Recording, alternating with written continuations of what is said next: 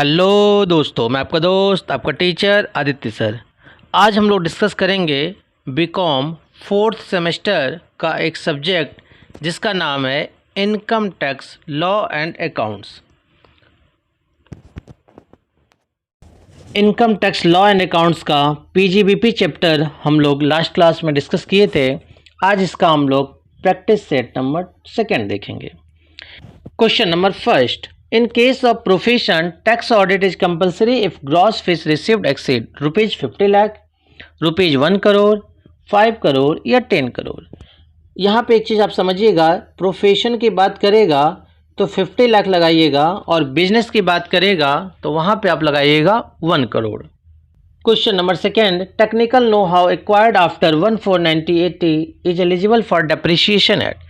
आपको set number 1 में भी बताया गया था कि जो भी हमारे इनटेंजिबल एसेट्स होते हैं उस पर डेप्रिसिएशन का जो रेट लगता है वो 25% पर एनम लगता है, और नो हाउ भी जो होता है हमारा वो इनटेंजिबल एसेट्स के अंतर्गत आता है, इसीलिए इस पर डेप्रिसिएशन का जो रेट लगेगा वो 25% लगेगा। Option number C. Question number third, over valuation of closing stock is deducted from the net profit, added to net profit, credited to P&L account या नन। तो इसका आंसर हो जाएगा हमारा deducted from net profit, option number first. Question number 4, preliminary expenses are incurred in every business, what are the expenses that qualify for deduction under section 35D। चारों option read करते हैं। Expenses for drafting memorandum and article of association, payment of duty at the office of registrar of companies, expenditure incurred in preparation of project report या all. तो इसका answer होगा option number D, all of the above. Question number 5, in case of business tax audit is compulsory if gross turnover received exceed. अभी आपको बताए थे कि जब भी प्रोफेशन की बात करेगा आप 50 लाख लगाइएगा और बिजनेस की बात करेगा तो 1 करोड़ लगाइएगा। Option number B. Question number 6, which of the following taxes are allowed as deduction while computing the business income, wealth tax, income tax, sales tax या सिक्योरिटी ट्रांजैक्शन टैक्स। इसका आंसर होगा option number C, sales tax. Question number 7, which of the following is eligible for 100% deduction, contribution to national laboratory for scientific research, capital expenditure on in house scientific research, contribution to approved scientific research company या all of the above. इसका answer होगा option number D, all of the above. 8, under section 44AB the audit of accounts is compulsory if total sale exceed 40 lakh, 50 lakh, 1 crore या 5 करोड़। बताइए कौन सा होगा। Option number सी हो जाएगा 1 करोड़। रेसिडेंशियल बिल्डिंग पे जो डेप्रिसिएशन लगता है वो 5% लगता है। Option number A. Question number 10, salary received by a partner from the firm in which he is a partner is taxable under the head income from salary, capital gain, profit and gain of business और profession या income from other source. इसका answer होगा option number C, profit and gain of business और profession. Question number 11, gift from clients are, client से जो gift मिलता है उसके इनकम को हम लोग प्रोफेशनल इनकम कहते हैं। ऑप्शन नंबर फर्स्ट हो जाएगा।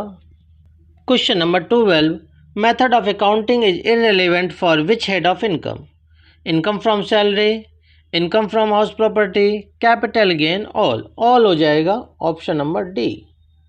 Question number 13, additional depreciation is allowed at half the rate if the assets is used in the initial year for. Half the rate की बात कर रहा है। हाफ रेट हम लोग डेप्रिसिएशन का कब लगाते हैं, यदि लेस देन 180 डेज होता है। Option number D.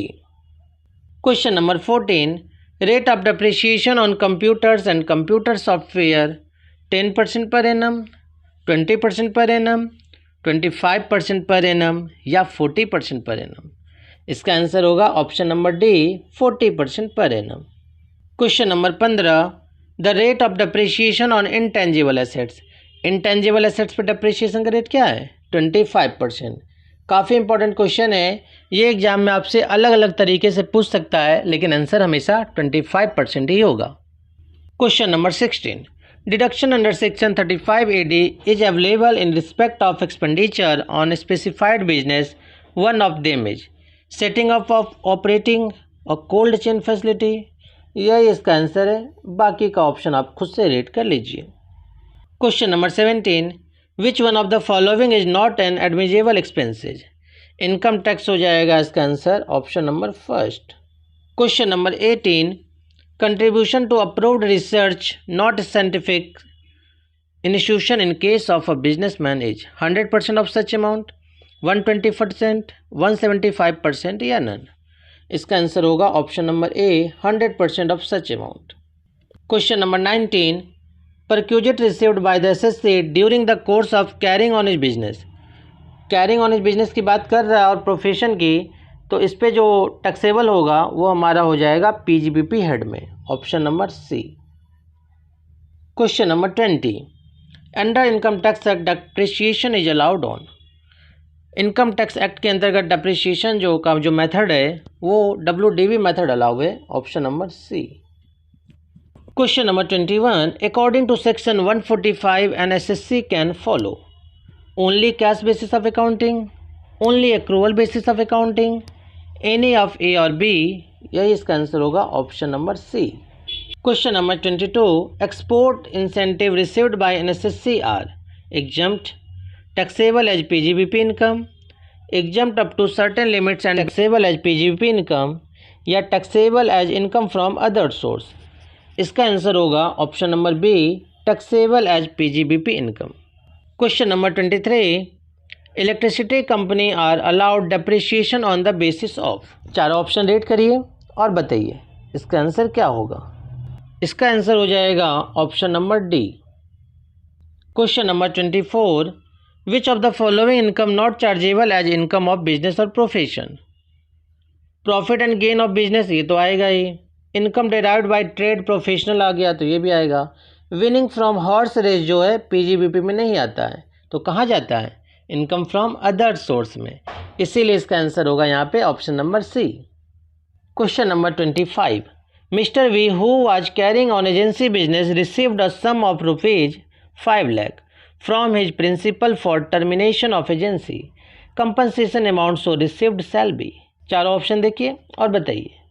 इसका आंसर होगा option number C, fully taxable under the head business and profession. Question number 26, income of a trade और profession association specific service performed for its member shall be exempt, taxable as income of business and profession, taxable as income of other sources, partially taxable and partially exempt। इसका answer होगा option number B, taxable as income of business and profession। Question number 27, computation of depreciation is given under section 30, 31, 32 या 33। 32 हो जाएगा option number C. Question number 28, if a new machinery is purchased on 15/4/2020 and put to use for the purpose of a business on 2 January 2021, depreciation would be allowed at the rate of। ध्यान रखिएगा, put to use से हम लोग लेते हैं और यहाँ पे जो पुट टू यूज बताया गया है वो 2 जनवरी 2021। 2 जनवरी 2021 से लेकर यदि आप 31 मार्च 2021 की बात करेंगे तो लेस देन 180 डे है, और जब भी लेस देन 180 डे की बात करेगा तो हमेशा डेप्रिसिएशन हाफ हो जाता है। तो मशीन पे जो डेप्रिसिएशन लगता है वो 15%, तो 15 का आधा कितना हो जाएगा, 7.5, option number A. Question number 29, the rate of depreciation given under section 32 as rule are. Minimum rate बताया गया या मैक्सिमम बताया गया, तो क्या होगा, इसका जवाब आप हमें कमेंट के माध्यम से देंगे। Question number 30, additional depreciation is at the rate of. बताइए चारों ऑप्शन में से कौन सा होगा। इसका आंसर हो जाएगा option number first, 20% of actual cost of machinery. आज की क्लास हम लोग यहीं समाप्त करते हैं। धन्यवाद।